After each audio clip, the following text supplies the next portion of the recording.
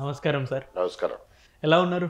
బాగున్నానండి. మొన్న మీ స్టేట్మెంట్స్ అన్నీ చూస్తూ ఉంటే ఎలాగైనా సరే ఇక జగన్ గారిని రానివ్వకుండా ఇక వైఎస్ఆర్సీపీ పార్టీ లేకుండా చేయాలని ఒక కసితో ఇంటెన్షన్తో మీరు ఉన్నారని అయితే చాలా స్పష్టంగా అర్థమవుతుంది. దాని నుంచి వచ్చే ప్రమాదం గురించి నాకు బాగా తెలుసు కాబట్టి అందరికీ తెలుసు, అది మర్చిపోకూడదుగా. సో ఎంత ప్రమాదకరమో తెలిసినప్పుడు దానికోసం కృషి చేయడంలో తప్పులేదు. లోక కళ్యాణమే కదా. ఏముంది సార్, అంత ప్రమాదం ఏముంది? గత 5 సంవత్సరాలు ప్రజలు బ్రహ్మాండంగా మనం 19లో చూసాం, 151 స్థానాలు ఇచ్చారు. రైట్. మరి దానిలో ఏముంది ప్రమాదం? ఎవరు ఇచ్చిన తర్వాత ఏం జరిగిందో చూశారు కదా మీరు. 5 సంవత్సరాలు ఎంత విధ్వంసం జరిగిందో, ఎన్ని వ్యవస్థలు ఎలా నిర్వీర్యం అయిపోయినాయో చూశారు కదా. రాష్ట్రం ఎంత వెనక్కి వెళ్ళిపోయిందో, ఆర్థిక పరంగా ఎంత సంక్షోభంలో కూరుకుపోయామో ఈ రోజున. సో అలాంటి మళ్ళీ రిపీట్ అయితే అసలు తట్టుకోలేదండి ఆ స్టేట్. అంటే కేవలం జగన్ గారు మిమ్మల్ని 5 సంవత్సరాలు ఇబ్బంది పెట్టారు కాబట్టి ఇప్పుడు మీరు కూడా ఈ 5 సంవత్సరాలు జగన్ గారి మీద పోరాటం చేస్తున్నారు, అంతేనా? అలా అనుకోవటానికి జనానికి అవకాశం ఉంది. ఎందుకంటే చాలా మంది అలాగే అదే అనుకుంటున్నారు, అనుకుంటారు. అదే అనుకుంటారు. నాకు ఆయనతో వ్యక్తిగతమైనటువంటి పోరాటం ఏదైతే ఉందో అది నా రిటైర్మెంట్తో కంప్లీట్ అయిపోయింది. ఆ అకౌంట్ క్లోజ్ అయిపోయింది. ఆయన మీద నాకు వ్యక్తిగతంగా ఇవాళ ఏవి బాకీలు లేవు. ఎంతో కొంత వ్యక్తిగతంగా ఎంతో కొంత ఉంటుంది కదా సార్. ఒక హై స్థాయిలో ఉన్న వ్యక్తిని 5 సంవత్సరాలుగా ఎలాంటి అధికారంలో అసలు ఎలాంటి పవర్స్ ఇవ్వకుండా పక్కన కూర్చోబెట్టేసి మీరు 5 సంవత్సరాలు మీరు ఏం చేశారో మేము చూసాం. పొలం పనులు చేసుకున్నారు, అసలు మీ కంప్లీట్ మీ పవర్స్కి మీరు దూరంగా ఉన్నారు. రైట్. అయితే ఏమైంది? అయితే మటుకు ఏమైంది? ఇప్పుడు నష్టం ఏం జరిగింది నాకు? నేను చేయాల్సింది కూడా నేను చేశాను కదా, నేను పోరాటం చేశానుగా. అట్లా ఎవడో కొట్లాడగా మామూలుగా నేను కూడా రోడ్డు ఎక్కి పోరాటం చేశాను కదా. లీగల్గా పోరాటం చేయనివ్వండి, ఇంకొకటి చేయనివ్వండి, అవసరమైనప్పుడు పత్రికాముఖంగా చెప్పాల్సినవి చెప్పనివ్వండి, అవన్నీ కూడా నేను చేశాను కదా. నా ఉద్దేశంలో నా మనస్సాక్షికి సంబంధించినంత వరకు అవి అన్నీ చెల్లి అయిపోయినాయి. దాన్ని నేను ఇంకా మనసులో పెట్టుకుని నా పర్సనల్ వెంజన్స్ వెండెట్టా అనేది నాకేమి లేదు మైండ్లో. మీ రిటైర్మెంట్తో చెల్లైందా లేకపోతే ఓటమితో చెల్లైందా? రిటైర్మెంట్తో చెల్లైంది. రిటైర్మెంట్ ఆయన ఓటమి రెండింటితోనూ చెల్లైంది. ఇక ఆ తర్వాత దాన్ని మనసులో పెట్టుకోవాల్సిన అవసరం కూడా నాకు లేదు. ఆయన ఓడిపోయాడు, నేను రిటైర్ అయ్యాను, ఏముంది అందులో? ఇంకా ఆయన చేయాల్సింది ఆయన చేశారు, నేను చేయాల్సింది నేను చేశాను. దాన్ని చెల్లి అయిపోయిందని చెప్పి నేను భావిస్తున్నా. నేను అబద్ధం చెప్పట్లా. నమ్మేవాళ్ళు నమ్మొచ్చు, నమ్మని వాళ్ళు నమ్మకపోవచ్చు. నేను ఇవాళ చేస్తున్నది నా పర్సనల్ ఈగో కోసమో వెంజన్స్ కోసమో కాదు. సమాజం మళ్ళా ఆయన బారిన పడకూడదు అనేటటువంటి ఉద్దేశంతో సమాజాన్ని రక్షించుకోవాలి.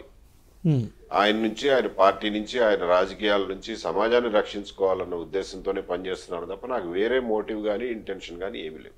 కానీ జగన్ గారు చాలా కాన్ఫిడెంట్గా ఉన్నారు కదా సార్. ఇంకో 3 సంవత్సరాలు మనం కళ్ళు మూసుకుంటే మళ్ళీ మేము అధికారంలో వచ్చేస్తాము అన్నది వాళ్ళు ఇప్పటికీ స్టిల్ ఈ రోజు మీటింగ్ చెప్పినా సరే జగన్ గారు చెప్తున్న మాట. అలా చెప్పక ఏం చెప్తారండి? వచ్చేసారి మనం గెలవలే, తర్వాత 5 సంవత్సరాలకు చూసుకుందాం అంటారా? న్యాచురల్లీ వాళ్ళ మనుషులుగా వాళ్ళు ఇన్సెక్యూర్ మాటలు అంటారా అవి? ఇన్సెక్యూర్ ఏం కాదు, ఆ రకంగానే కాన్ఫిడెన్స్ ఇచ్చుకోవడానికి చెప్తారు కదా. వాళ్ళ మనుషులకి ధైర్యం చెప్పాలంటే అట్లాగే చెప్పాలి కదా. సో వచ్చినా రాకపోయినా అట్లాగే చెప్తారు ఎవరైనా. సో వచ్చే అవకాశం అయితే లేదంటారా? వచ్చే అవకాశం ససేమిరా లేదనుకుంటే నేనెందుకు పోరాటం చేయడం, నేనెందుకు ఈ పని అంతా చేయటం? ఆ వచ్చే అవకాశం లేకుండా చేయడం కోసమే నేను ఈ వర్క్ చేస్తా ఉంది. ఏమేం చేశారు ఇప్పుడు? ఎలా ప్రజల్ని ఎలా అవేర్నెస్ చేశారు? చేస్తున్నాను కదా, ఇప్పుడే కదా మొదలెట్టాను. కొంచెం మెల్లమెల్లగా నేను కూడా నేనేమి బాగా డబ్బున్నవాడిని కాదు, లేకపోతే మంది మార్పులో ఉన్నవాడిని కాదు. నేనేమి కూటమి సపోర్ట్ ఉందిగా మీకు? నాకేం సపోర్ట్, ఎవరి సపోర్ట్ లేదు. I'm on my own. అంటే ఇప్పుడు మీ విషయాల్లో మనం చూసుకుంటే మొదటి నుండి కూడా కూటమి ప్రభుత్వం మీకు చంద్రబాబు గారు కావచ్చు లేకపోతే లోకేష్ గారు మీకు అనుకూలంగానే ఉన్నారు, మీకు సపోర్ట్ చేస్తూనే వచ్చారు కదా సార్. ఏ విషయంలో? మీరు కేసుల విషయంలో కావచ్చు. కేసుల విషయంలో అది ఎట్లాగో లాజికల్ కంక్లూజన్కి రావాలిగా. అది ఎప్పటి నుంచో పెండింగ్ పెట్టిపోయారు. ఆయనే కంక్లూడ్ చేస్తే అయిపోయేది ఏదో డెసిషన్. సో పెండింగ్ పెట్టిపోయారు కాబట్టి వీళ్ళు కంక్లూడ్ చేయక తప్పదు. నేను ఇంకో కేసేమో హైకోర్టులో ఫైట్ చేస్తున్నా, అది అది గవర్నమెంట్తో సంబంధం లేదనుకోండి. సో నేను what ever I'm doing on my own, in my own way, in my own small way. So కాబట్టి నాకుండే పరిమితుల్ని దృష్టిలో పెట్టుకుని నేను చేయగలిగింది మొదలుపెట్టి చేస్తున్నాను. పోయే కొద్దీ ఇంకెంత మూమెంటం తీసుకురాగలను అనేది చూడాలి. సార్ విధ్వంసం అంటున్నారు సార్, జనరల్గా ఈ మాట ఎక్కువగా వింటూ ఉంటాం. ఏం చేశారు జగన్ గారు? విధ్వంసం ఏ రకంగా చేశారు? ఇప్పుడు ఆయన ఇచ్చిన నవరత్నాలు తప్పంటారా లేకపోతే ఏంటి? నవరత్నాలు ఇవ్వడం, నవరత్నాలు ఇస్తే అసలు ఏవి విధ్వంసం లేదంటారా ఏంటి? అది కాదు కదా. నవరత్నాలు కానీ ఇంకొకటి కానీ ఎవరి డబ్బులతో ఇచ్చారు? ఎవరి డబ్బులతో ఇచ్చారు చెప్పండి? ప్రజల డబ్బే. ఇప్పుడు ఈవెన్ కూటమి ఇచ్చినా సరే ప్రజల డబ్బే. మనం మాట్లాడేది విధ్వంసం గురించి అంతే తప్ప ఆయన నొక్కిన బటన్ల గురించి కాదు. విధ్వంసం అంటే ఏంటి? అంటే రాజధాని లేకుండా చేయడమా? ఆయన నిజంగా కేవలం సంక్షేమం కోసమే పుట్టిండుంటే ఒక్క మాట చెప్పండి, అన్నా క్యాంటీన్ ఎందుకు క్లోజ్ చేశారు? అది సంక్షేమం కాదా? అక్కడ తినేవాళ్ళు పేద ప్రజలు కాదా? మరి అన్నా క్యాంటీన్ కాకపోతే వైఎస్ఆర్ క్యాంటీన్ అని పెట్టుకో, పేరు మార్చుకో. దాన్ని ఎందుకు క్లోజ్ చేయాల్సి వచ్చింది చెప్పండి, మీరే చెప్పండి. ఏదో కారణాలు, దానికి కూడా రకరకాల కారణాలు. అందులో ఒకటి ఏది చంద్రబాబు నాయుడు గారు అందులో కూడా ఏదో స్కామ్ చేశారన్న అదొక కారణం. స్కామ్ చేస్తే ప్రూవ్ చేయండి, స్కామ్ చేస్తే నిలదీయండి, స్కామ్ చేస్తే ఉరి తీయండి, స్కామ్ లేకుండా నడపండి. పేదలకు పనికొచ్చే పని ఎందుకు క్లోజ్ చేశారు ముందు చెప్పండి. మీరు ఫస్ట్ బటన్ నొక్కే ముందు చేసిన పని దీన్ని క్లోజ్ చేయడం ఎందుకు అవసరమే వచ్చింది? దానికి అయ్యే ఖర్చు ఎంత? 200 కోట్లు, 300 కోట్లు. ఆ డబ్బులు మరి ఇన్ని లక్షల కోట్లు మీరు సంక్షేమానికి ఖర్చు పెట్టారని అంటున్నారు. ఆ 200 కోట్లు మీకు ఎక్కడ తక్కువ పడింది? సో పేదల సంక్షేమం ధ్యేయం కాదు అని అనడానికి ఈ ఒక్క ఉదాహరణ చాలు. అన్నా క్యాంటీన్ క్లోజ్ చేయడం ఒక్క ఉదాహరణ చాలు. సరే, అంతకుముందు పండగ కానుక అని చెప్పి ఏదో రంజాన్ తోఫా అని, ఇంకోటి సంక్రాంతికి, రంజాన్కి, క్రిస్మస్ కి ఇచ్చేవారు చంద్రబాబు నాయుడు గారు. పాపం 100 రూపాయలు 200 రూపాయల కిట్టు పేదలకు ఇచ్చారు. అది ఆపాల్సిన అవసరం ఏమొచ్చింది మీకు చెప్పండి? మీరు ఇచ్చే మీరు చేసే మీరు చేయండి కాదంటున్నా. వాటి ప్లేస్ లోనే ఎవ్రీ మంత్ ఎంతో కొంత ప్రజల అకౌంట్ లో డబ్బులు వేస్తూ వచ్చారు కదా సార్. ఇప్పుడు లాస్ట్లో ఎలక్షన్ టైంలో జగన్ గారు చెప్పిన ప్రతి ఇంటికి 1,00,000 రూపాయలు చొప్పున మనం ఏదో ఒక రకంగా హెల్ప్ చేశామని. కరెక్ట్. సో ఆయన హెల్ప్ చేశాడు, ఆయన ముందు ఉన్న వాళ్ళు హెల్ప్ చేశారు, ఆయన తర్వాత వచ్చేవాళ్ళు హెల్ప్ చేస్తారు. ఇన్ఫ్లేషన్ బట్టి రూపాయి మార్గం విలువ తగ్గిన కొద్దీ ఆ అమౌంట్ పెరుగుతుంది, నంబర్స్ పెరుగుతాయి తప్ప ప్రజల జీవితాల్లో పెద్ద మార్పులే వచ్చి చావు దానివల్ల. అది వేరే విషయం. అవి చూడకుండా నవరత్నాలు అది ఇదని చెప్పి అందులో ఒక 70% స్కీములు సెంట్రల్ గవర్నమెంట్ నుంచి వచ్చేవే. వాటికి పేర్లు మార్చుకోవడమే తప్ప ప్రతి గవర్నమెంట్ ఇంప్లిమెంట్ చేసేవే. అవి గోరు ముద్ద అంటారు, అది సెంట్రల్ గవర్నమెంట్ నుంచి వచ్చేదే. మధ్యాహ్న భోజన పథకం, ఇది చిక్కీ అంటాడు, అది ఇంకొకటి అంటాడు, అది సెంట్రల్ గవర్నమెంట్ నుంచి వచ్చేది. సర్వశిక్ష అభియాన్ నుంచి వచ్చే డబ్బులు. స్కూల్ బిల్డింగ్స్ కి రంగులేంచడం, అది కూడా సర్వశిక్ష అభియాన్ నుంచి వచ్చే డబ్బులే. ఆ బెల్ట్లు, బట్టలు, పుస్తకాలు కొనివ్వటం, యూనిఫామ్లు కొనివ్వటం, అవన్నీ సెంట్రల్ గవర్నమెంట్ డబ్బులే. అదేమి స్టేట్ గవర్నమెంట్ డబ్బులు కూడా కాదు అవి. ఈ గవర్నమెంట్ లోనూ ఎగ్జాక్ట్లీ అదే ఇంప్లిమెంట్ చేస్తారు. దాని స్కీమ్ కి వేరే పేరు పెట్టుండొచ్చు. సో సెంట్రల్ గవర్నమెంట్ నుంచి ఎప్పటి నుంచో నడుస్తున్నటువంటి స్కీమ్కి పేర్లు మార్చి దాన్ని ఏదో మా ఫ్లాగ్షిప్ స్కీమ్ అని చెప్పి దాని మీద బెల్ట్ల మీద కూడా, పిల్లలు కట్టుకునే బెల్ట్ల మీద కూడా దాని బొమ్మలు వేయించుకుని జగనన్న కానుక, జగనన్న కానుక. ఏంటండి కానుక? ఏంటండి ఇది? ఒక అసహ్యకరమైనటువంటి మాట. అడుక్కు తినేలా కనిపిస్తున్నారా ఏం ప్రజలు? వీళ్ళకి వీడు కానుక ఇవ్వడం, వీళ్ళు వాడి కానుక తిని బతుకుతున్నారా? ఎవరి డబ్బులు అనుకుంటున్నారు ఇవి? ప్రజల డబ్బుల్ని తీసుకొచ్చి నీ కానుకో, నీ అయ్య కానుకో అని చెప్పుకోవడానిక నీకు గవర్నమెంట్ ఇచ్చింది? గవర్నమెంట్ లో కూర్చోబెట్టింది అందుక? ఎవరి కానుక, ఎవరి డబ్బులు ఇస్తున్నావు నువ్వు? ఈ ఇచ్చే క్రమంలో నువ్వెంత డబ్బులు సంపాదించావు? ఇవాళ అన్ని బయటపడుతున్నాయి ఒక్కొక్కటి. ఇది విధ్వంసంగా ఏంటి?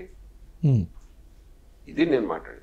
సో ఇప్పుడు జగన్ గారు ఎలాగైతే 2.0 అంటున్నారు, ఇప్పుడు ఏబి వెంకటేశ్వరరావు గారు 2.0 చూడబోతున్నాం, అంతేనా?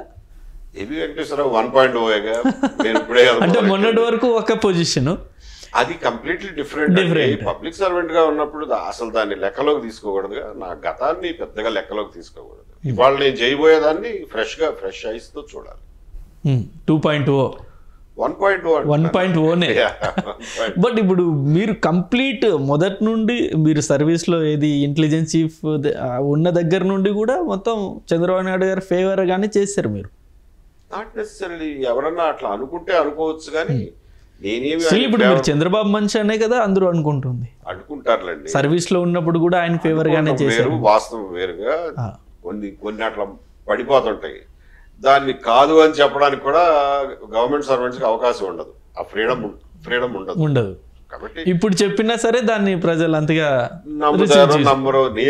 నేను పతివ్రతనని రోజు నిరూపించుకోవాల్సిన అవసరం ఏమి లేదు.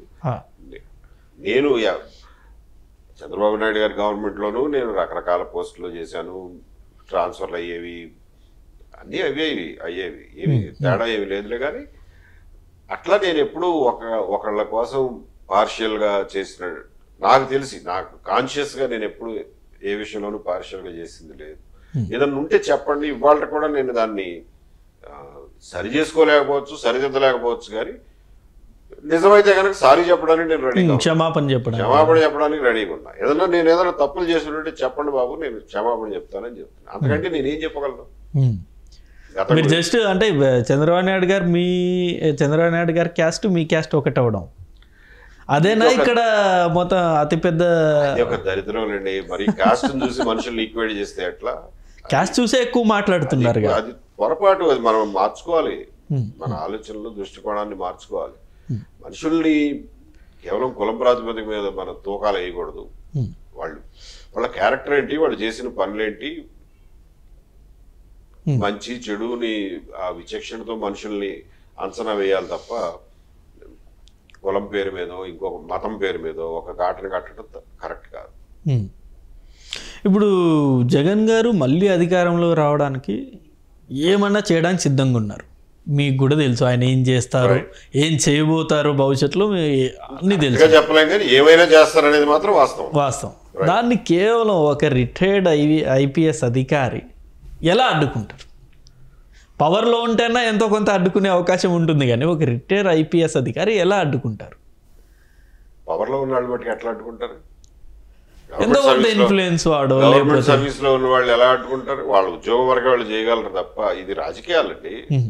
రాజకీయంగా ఒక పరిణామాన్ని అడ్డుకోవాలంటే రాజకీయంగానే అడ్డుకోవాలి అంతే తప్ప ఆఫీసర్లుగా ఏమి అడ్డుకోలేరు. సో ఇప్పుడు రిటైర్ అయ్యారు కాబట్టి మీకు అవకాశం రిటైర్ అయ్యాను కాబట్టి నాకు అవకాశం ఉంది రాజకీయాల్లోకి వచ్చి అడ్డుకోవడానికి. ఆ ప్రయత్నంలోనే ఉన్నాను. ఆయన చేయగలిగే ప్రయత్నం ఆయన చేస్తారు, నేను చేసే ప్రయత్నం నేను చేస్తాను. సో మీరు కేవలం ఒకరే, మీరు ఆయన దగ్గర ఒక సైన్యమే ఉంది. రైట్, అవును. ఏం చేస్తారు ఒకరు?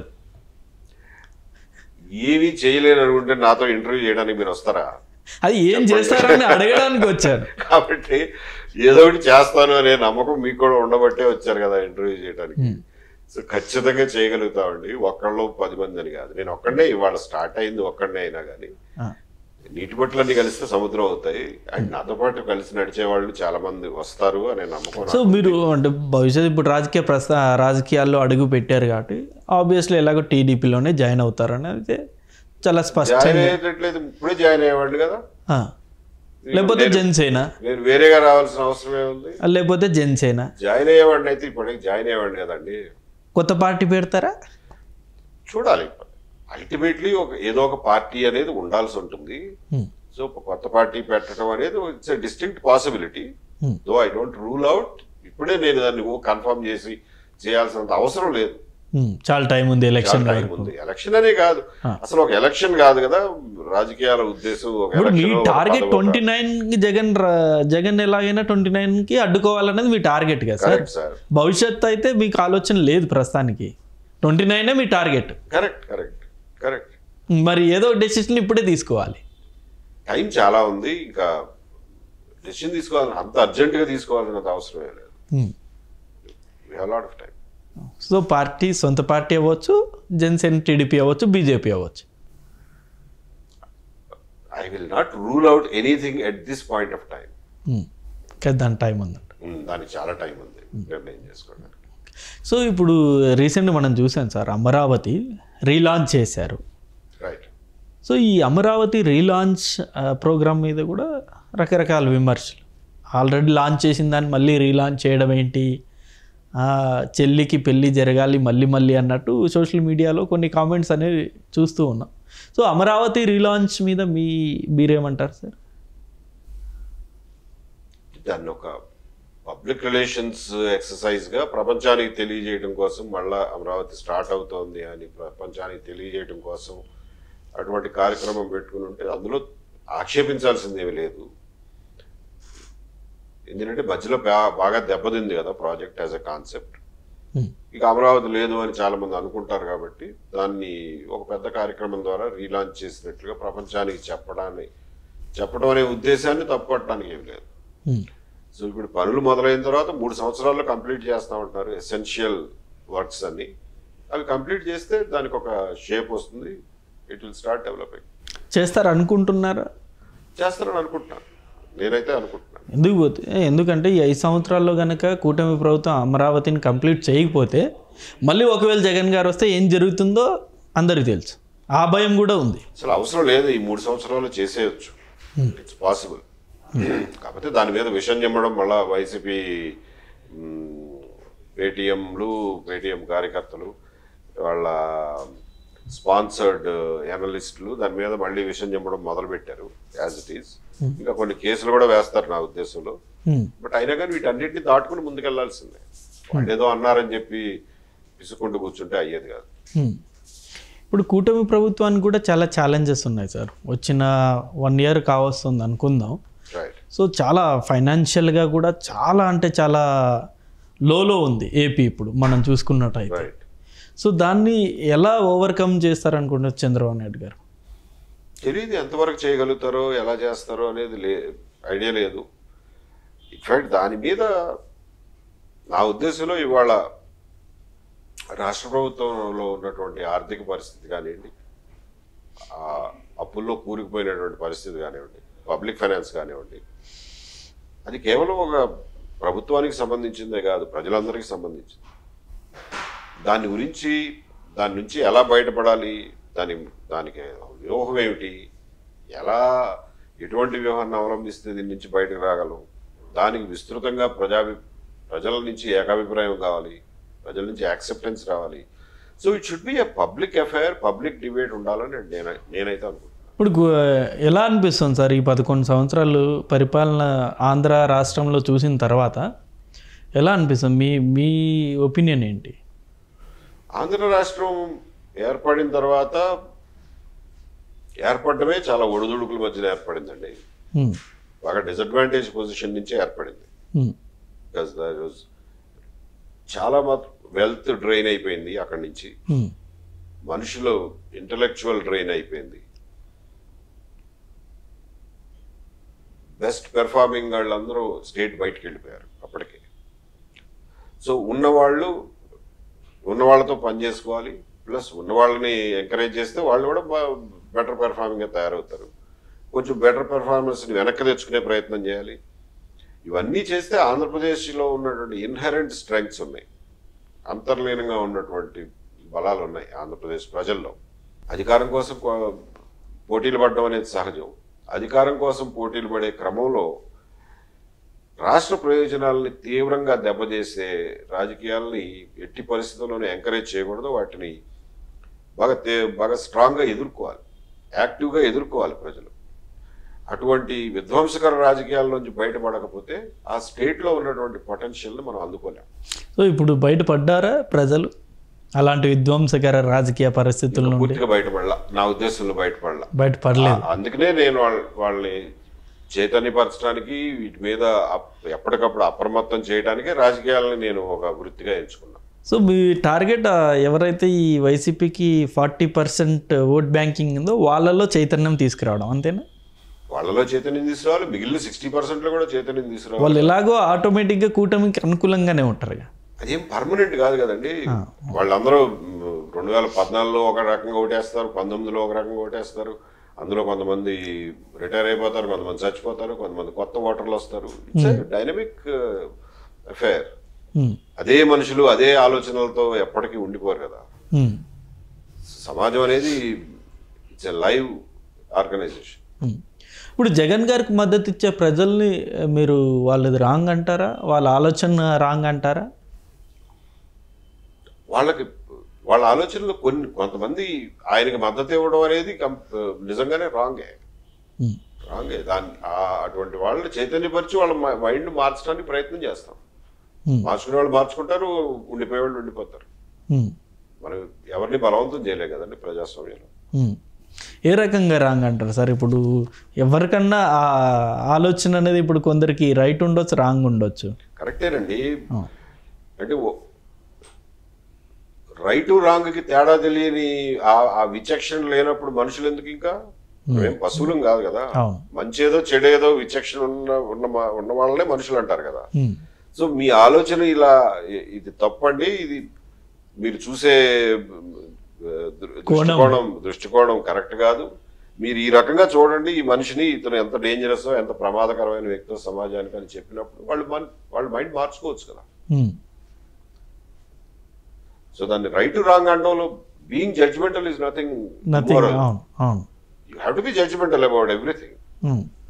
సో మీరు కింది స్థాయి నుండి ఈ ప్రక్షాళన మొదలు పెట్టాలని చెప్పేసి మొన్న కోడికత్తి సీను ఆ అంశం వాళ్ళ ఇంటికి వెళ్ళి కూడా మాట్లాడడం జరిగింది. దాని మీద కూడా రకరకాల కామెంట్స్ వచ్చాయి. మీరు విన్నారా దాని మీద ఏమొచ్చాయి కామెంట్స్ అనేవి? రహస్య మంతనాలు. అదేలేండి, దానికి మొన్న నేను అందుకనే ఇటువంటి అనుమానాలన్నింటినీ నివృత్తి చేయడం కోసమే ఓపిక్గా ఒక 45 నిమిషాల వీడియో చేసి పబ్లిక్ డొమైన్లో పెట్టాను. అది చూసిన తర్వాత ఇంకెవరికైనా అనుమానాలు వస్తే కామెంట్లో రాయండి అన్నాను. ఇప్పటి వరకు ఒక్కళ్ళు కూడా ఒక్క అనుమానం కూడా వ్యక్తం చేయలే ఆ ఇన్సిడెంట్ గురించి. ఏదో తిట్టేవాళ్ళు తిడుతూ రాస్తారు, లేకపోతే బూతులు తిట్టేవాళ్ళు తిడతారు, లేకపోతే దీని మీద యాక్షన్ తీసుకోండి అని చెప్పి కామెంట్లో రాస్తారు. ఇతను జగన్ గారి మీద విషం నూరిపోస్తున్నాడు కాబట్టి ఈ ఛానల్ మీద యాక్షన్ తీసుకోమని చెప్పి రాస్తారు తప్ప ఆ ఇన్సిడెంట్ గురించి ఎవరు ఏ అనుమానాలు ఇవాళ వరకు వ్యక్తం చేయాలి. బట్ అది ఒక కొలిక్ అయితే రావట్లేదు. మీరు ఇన్వాల్వ్ అవ్వడం వల్ల కొలిక్ వచ్చే అవకాశం ఉందా? కొలిక్ వచ్చే 100% వస్తుందండి. కొలిక్ రాక ఏం చేస్తుంది? ఖచ్చితంగా కొలిక్ వస్తుంది. ఎప్పుడో జరిగిన ఇన్సిడెంట్ కదా, 2019లో జరిగిన ఇన్సిడెంట్ స్టిల్ 2025 అయినా సరే ఒక క్లారిటీ రావట్లే, ఒక ఎండింగ్ రావట్లే. అట్లా అనుకుంటే 2012లో వేసిన ఛార్జ్ షీట్లు ఇవాళ వరకు విచారణకు రావట్లే. దానికి ఏమంటారు? ప్రతిదానికి లాజికల్ కంక్లూజన్కి రావాలి, తీసుకురావాలి. మనం ఎవరో ఒకళ్ళు కృషి చేయాలి, వాటంతటా అవి రావు. ఇప్పుడు మీరు ఈ కోడికత్తి సీన్లో ఎంతవరకు మీరు స్పీడప్ చేసే అవకాశం ఉంది? మీరు ఇన్వాల్వ్మెంట్ ఏంది? చేస్తున్నామండి. ఇప్పుడు హైకోర్టులో లాయర్ గారు లిస్టింగ్ కోసం ట్రై చేస్తున్నారు. అది లిస్ట్ అయితే దాని ఆర్గ్యుమెంట్స్ జరిగితే విచారణ మీద ఉన్న స్టే తొలగిపోతుంది. విచారణ ఒకసారి మొదలైతే ఒక 2-3 నెలల్లో కంప్లీట్ అయిపోతుంది trial, judgment. That will be the end of the story. దెబ్బతగిలితే ఆయన కరెక్ట్ చంపడానికి ప్రయత్నాలు చేశారని కూడా చెప్పారు. కరెక్ట్. సో ఆయన వచ్చి అదే విషయం కోర్టులో చెప్పడానికి ఎంత సంశయిస్తా అంటే ఎట్లా? అవతల కుటుంబం అట్లా నిలబడిపోయింది కదండి, రోడ్డు మీద పడిపోయి. వాళ్ళు ఒక దారికి తీసుకురావాలంటే మీరు ఆ కేసులో క్లోజర్కి తీసుకురావాలి కదా. తీసుకురావాలంటే మీరు సాక్ష్యం ఇవ్వాలి కదా. సాక్ష్యం కూడా ఇవ్వాలంటే ఎన్ని రోజులు వాళ్ళని అనిశ్చిత పరిస్థితుల్లో పెడతారు? వాళ్ళ మీద పెట్టినాయో పెద్ద పెద్ద సెక్షన్లు, టెర్రరిస్టుల మీద పెట్టే సెక్షన్లు పెట్టారు, హైజాకర్ల మీద పెట్టే సెక్షన్లు పెట్టారు. వాడు ఇప్పటికే 6 ఏళ్ళు జైలు జీవితం అనుభవించాడు. ఫ్యామిలీ పూర్తిగా అప్పుల్లో కూరుకుపోయింది. అతను పని చేసుకునే పరిస్థితి లేదు. వాళ్ళని బయటికి తీసుకురావాలి కదా. మీరు ఎంత గొప్పవాళ్ళైనా వాడు మనిషి కాదండి, వాడు బతకాలగా ముందు. ఎందుకని వెళ్ళట్లేదు అంటారు జగన్ గారు? వెళ్తే ఏమవుతుంది? వెళ్తే ఆయన ప్రచారం చేసిన కుట్ర సిద్ధాంతం అన్ని ఫాల్స్ అని తేలిపోతాయి. అందుకని ఆయనకి భయం కోర్టుకు పోయి చెప్పడానికి. ఆయన చెప్పిన అబద్ధాలని తేలిపోతాయి. ఎన్ఐఏ చేసిన ఇన్వెస్టిగేషన్ ఎంత లోపభూయిష్టమైందో కూడా తేలిపోతుంది.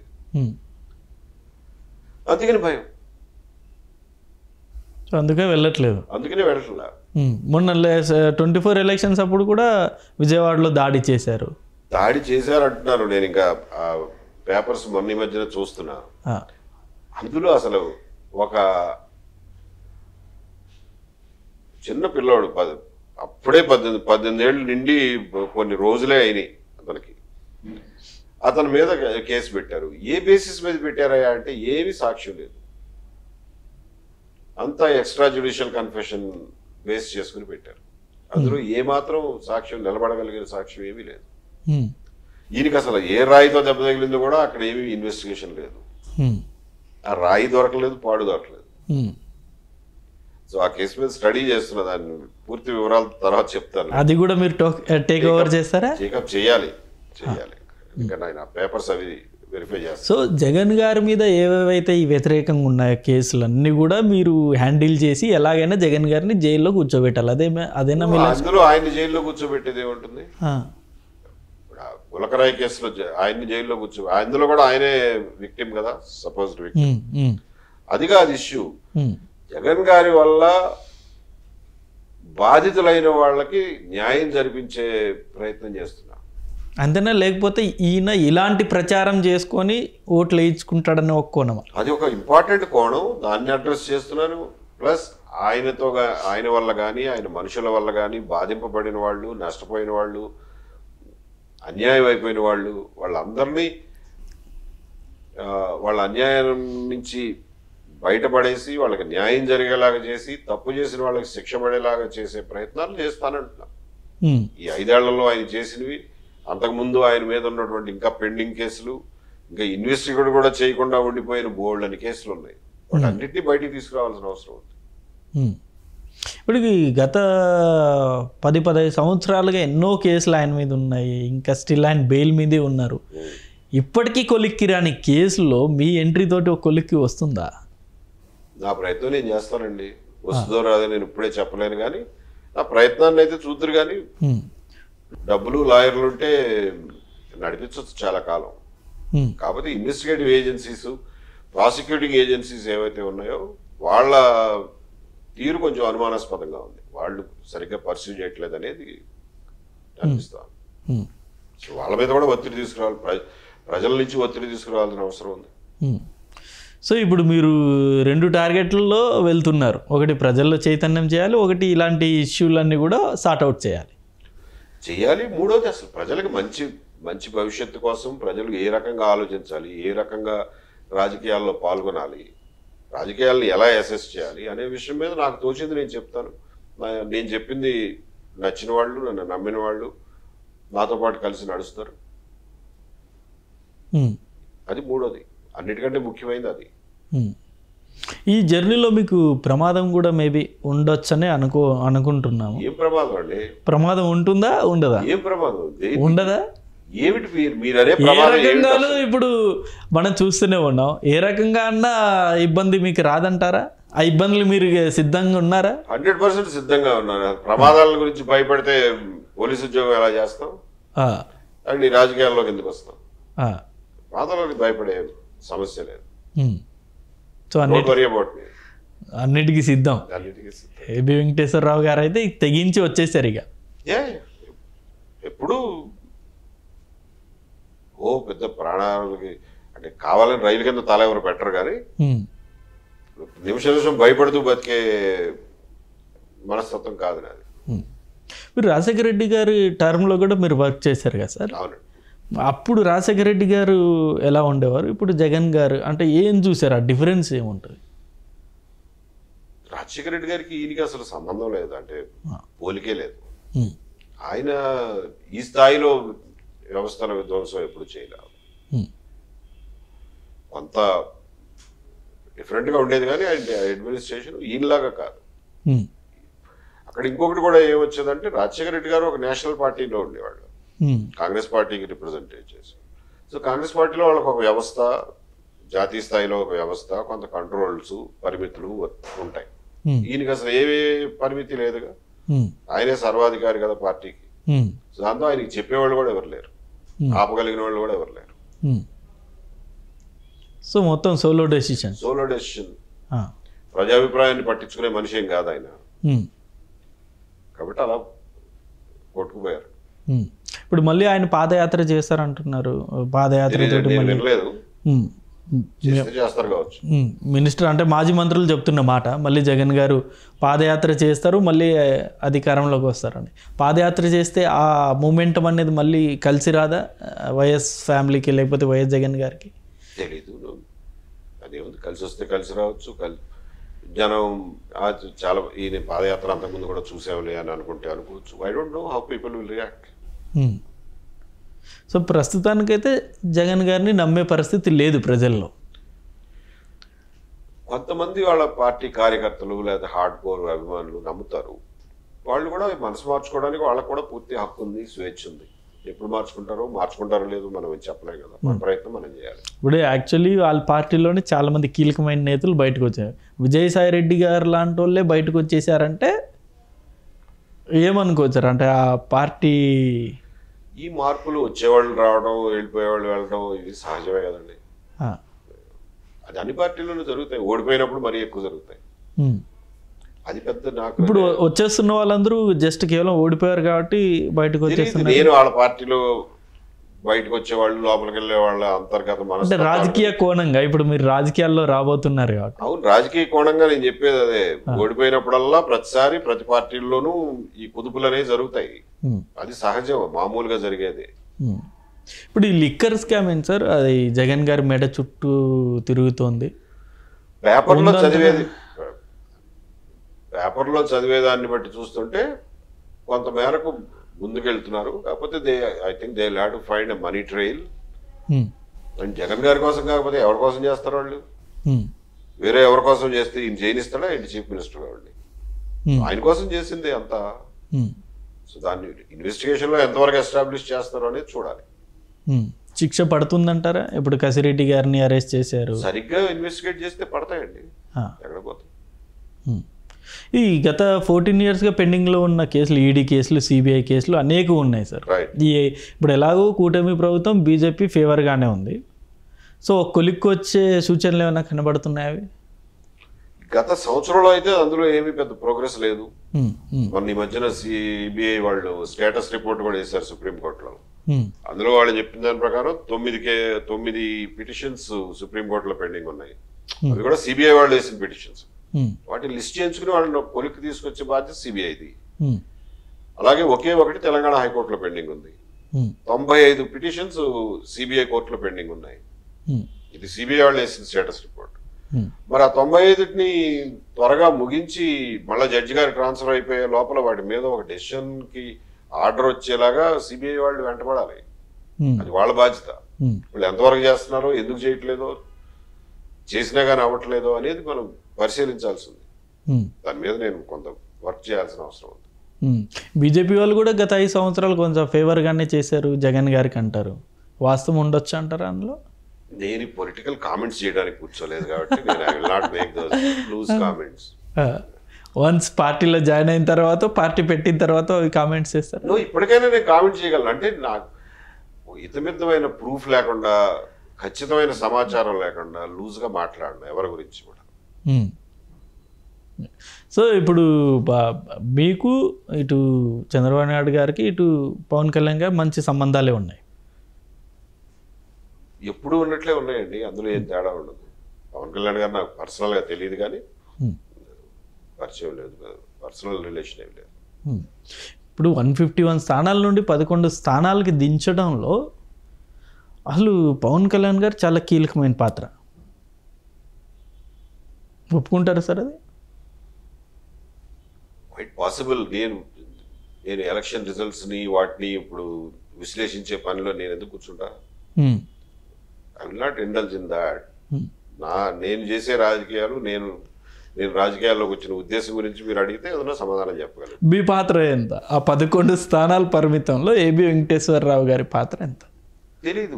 నేను ఫైట్ చేయడాన్ని ప్రజలు ఎలా చూశారో దాని నుంచి ఏమి చాలా మంది చెప్పడం అయితే మేము ఇన్స్పైర్ అయ్యాం సార్, మేము కూడా ధైర్యంగా నుంచున్నాము, మీ ధైర్యం చూసి మాకు కూడా ధైర్యం వచ్చింది అని చెప్పి చాలా మంది చెప్పారు నాకు. దానివల్ల ఎంతవరకు వాళ్ళు పొలిటికల్ డెసిషన్ మార్చుకున్నారో తెలియదు, కానీ ఇప్పుడు జగన్ అందరికీ కనిపించిందే కదా. ఇప్పుడు జగన్ గారు చేసిన కొన్ని తప్పిదాల్లో అందులో లిస్ట్ మీది కూడా డెఫినెట్గా పేరు ఉంటుంది. ఏబి వెంకటేశ్వరరావు గారిని ఇబ్బందులు గురి చేయడం ఆ అంశం కూడా ప్రజల్లో అకారణంగా ఏమైనా కారణం ఉండి నన్ను ఇబ్బందులకు గురి చేస్తే ప్రజలేమనుకోరు. కారణం చూపించగలగాలి, ఎస్టాబ్లిష్ చేయగలగాలిగా. ఆయన చేసిన దాంట్లో ఒక రీజన్ ఉంది, నేను ఏదో తప్పు చేశాను కాబట్టి నన్ను ఫిక్స్ చేశారు అని అనుకుంటే ప్రజలు నా మీద ఏం సానుభూతి చూపించరు. తప్పు చేశాడో అనుభవిస్తున్నాడు ఎలా అనుకుంటారు. అది లేకుండా చేశారు ఆయన, అందుకని కొంత రియాక్షన్ వచ్చి ఉండొచ్చు. మీరు కాబట్టి ఆ ఫైట్ చేశారు, వేరే వాళ్ళైతే ఫైట్ చేసి ఉండేవాళ్ళు కాకపోవచ్చేమో అనుకుంటున్నాను. అది ఎంత ఫైట్ చేశారో మేము 5 సంవత్సరాలు జస్ట్ లాస్ట్ చివరి రోజు మీకు న్యాయం జరిగిందంటే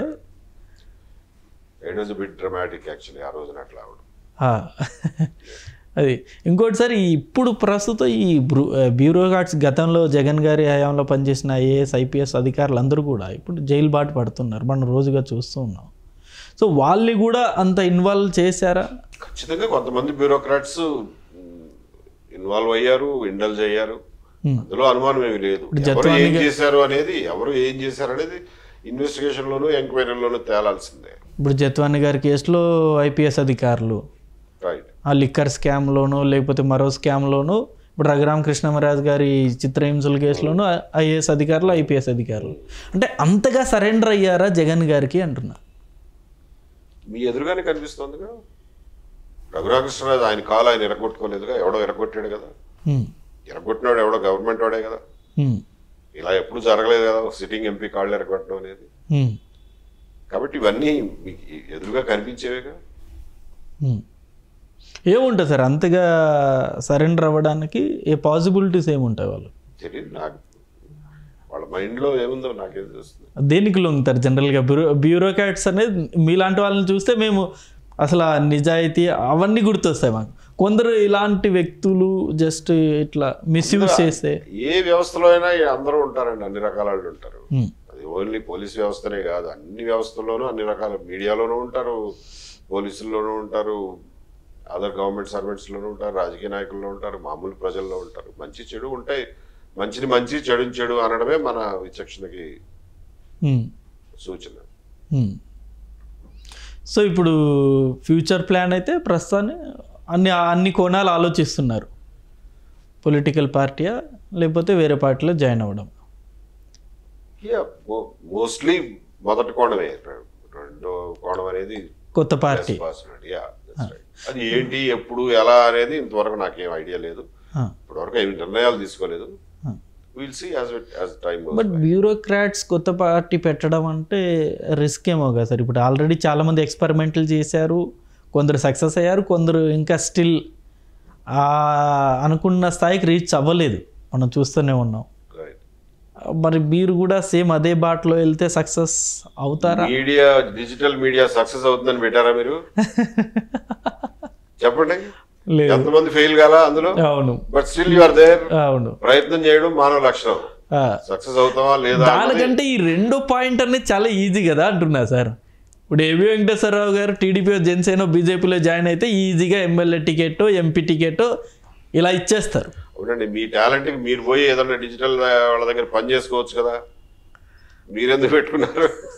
సో అట్లాగే ఎవరి చాయిస్ వాళ్ళకి ఉంటుంది. సో కొత్త పార్టీ అనేది ఆలోచన, అది కూడా జగన్ గారిని గద్దె భవిష్యత్తులో రాకుండా చేయడానికి అదొక ముఖ్యమైనటువంటి ఆబ్జెక్టివ్ అంతే తప్ప అది ఒక్కటే ఆబ్జెక్టివ్ అని నేను అన్నాను. అదొక cannot be so narrow. It's a broad based political initiative, అందులో ఇది మెయిన్ ఆబ్జెక్టివ్. ఇది జగన్ గారిని రానికూడదు. జనరల్గా చాలా ఒక స్టేట్మెంట్ అయితే ఇప్పటికీ రీల్స్లో తిరుగుతూనే ఉంటాయి. మీరు అప్పుడు గతంలో చెప్పిన మాట, ఒక వెధవ ముఖ్యమంత్రి స్థానానికి అసలు పనికిరాని వెధవ గత 5 సంవత్సరాలు ముఖ్యమంత్రిగా కూర్చున్నారనే మాట. అట్లా అనలేదులేండి, అది నోట్లో నలిగి రకరకాల రూపాంతరం చెందుతుంది కానీ not exactly the same words, not even that intent. అది కూడా కాదు meaning. You go back and revisit that statement.